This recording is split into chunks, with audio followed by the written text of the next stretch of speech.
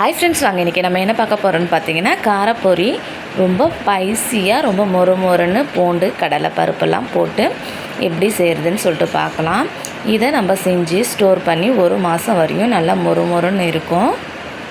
பாருங்கள் எந்த அளவுக்கு மொறு மொறு இருக்குதுன்னு சொல்லிவிட்டு நம்ம நல்லா காற்று போகாத டப்பாவில் போட்டு வச்சிங்கன்னா 1 மாதம் வரையும் நல்ல மொறு மொறுன்னு இருக்கும். இது நல்ல ஒரு ஈவினிங் டைமில் டீ கூட சாப்பிட்றதுக்கு ஒரு நல்ல ஸ்நாக்ஸாக இருக்கும்.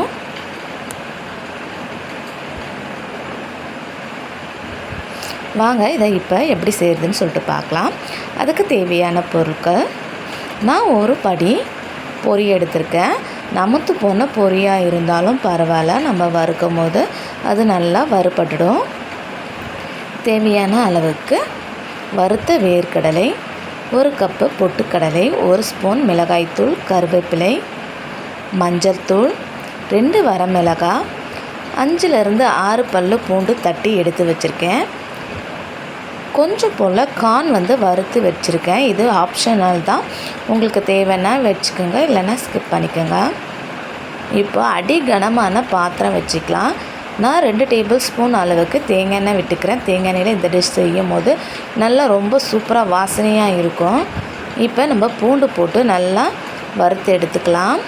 பூண்டோட பச்சை வாசனை போகிற அளவுக்கு நம்ம நல்லா கோல்டன் ஃப்ரையாக வறுத்து எடுத்துக்கலாம்.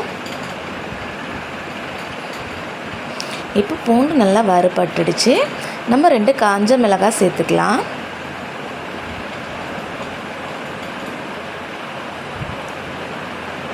ஒரு கொத்து கருவேப்பிலை எடுத்து வச்சுருக்கேன், அதையும் இதோடு சேர்த்துக்கலாம்.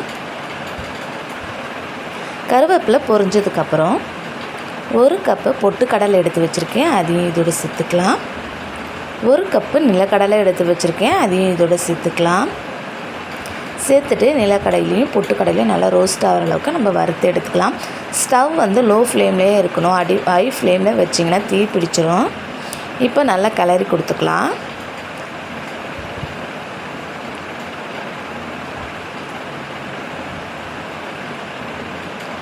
இந்த மாதிரி வறுக்கும் போது பார்த்திங்கன்னா அந்த பூண்டோட ஸ்மெல் நல்லா சூப்பராக இருக்கும். இப்போ நல்லா வறுபட்டுடுச்சு. உங்களுக்கு பார்க்கும் போதே தெரியும் நிலக்கடலையோடைய தோல் எப்படி இருக்குதுன்னு சொல்லிட்டு. இந்த அளவுக்கு நம்ம வறுத்து எடுத்துக்கலாம். இப்போ 1/4 ஸ்பூன் அளவுக்கு மஞ்சள்தூள் சேர்த்துக்கலாம். உங்கள் காரத்துக்கு ஏற்ப நீங்கள் மிளகாய்த்தூள் சேர்த்துக்கோங்க. இன்றைக்கி நான் 1 டேபிள் ஸ்பூன் அளவுக்கு மிளகாய்த்தூள் சேர்த்துக்கிட்டேன். நல்லா காரசாரமாக இருக்கணுன்னா நீங்கள் நிறைய மிளகாய்த்தூள், சிக்கன் மசாலா, மட்டன் மசாலா கூட நம்ம சேர்த்துக்கலாம். மிளகாய்த்தூள் சேர்க்கும் போது ஸ்டவ் லோ ஃப்ளேமில் இருக்கணும். ஹை ஃப்ளேமில் இருந்தால் அடி பிடிச்சிரும். மிளகாய்த்தூள் கருகி போயிடும். தேவையான அளவுக்கு உப்பு சேர்த்துக்கலாம். ஏன்னா நான் உப்பு சேர்த்த பொரி தான் எடுத்திருக்கேன். அதனால் இந்த பருப்பு வகைகளுக்கு மட்டும் நான் உப்பு சேர்த்துக்கிறேன். கொஞ்சம் போல் கார்ன் எடுத்து வச்சுருந்தேன், அதையும் இதோடு சேர்த்துக்கலாம். இப்போ பொரி சேர்ந்து நம்ம நல்லா கிளறி கொடுத்துக்கலாம்.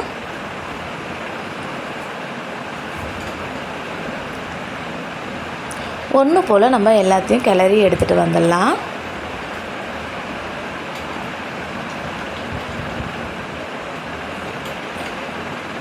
இப்போ பார்த்திங்கன்னா கிளறி எடுத்துகிட்டு வந்தாச்சு. சூப்பரான காரசாரமான மொறு மொறுன்னு பொரி ரெடி ஆகிடுச்சு. இதை நீங்கள் ஸ்டோர் பண்ணி வச்சுட்டு ஈவினிங் டைமில் பசங்க ஸ்கூல் விட்டு வரும்போது நீங்கள் கொடுக்கலாம். மழை நேரத்துலையும் சாப்பிடும் போது நல்லா சூப்பராக இருக்கும்.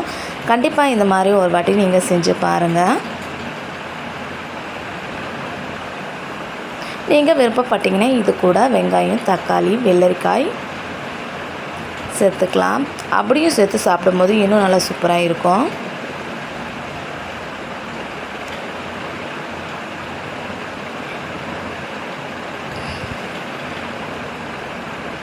இப்போ சூப்பரான காரப்பொரி ரெடி ஆகிடுச்சு. கண்டிப்பாக இந்த மாதிரி செஞ்சு பாருங்கள். இந்த வீடியோ பிடிச்சிருக்கும் சொல்லிட்டு நம்புகிறேன். பிடிச்சிருந்தால் லைக் பண்ணுங்கள், ஷேர் பண்ணுங்கள், கமெண்ட் பண்ணுங்கள், சப்ஸ்கிரைப் பண்ணுங்கள்.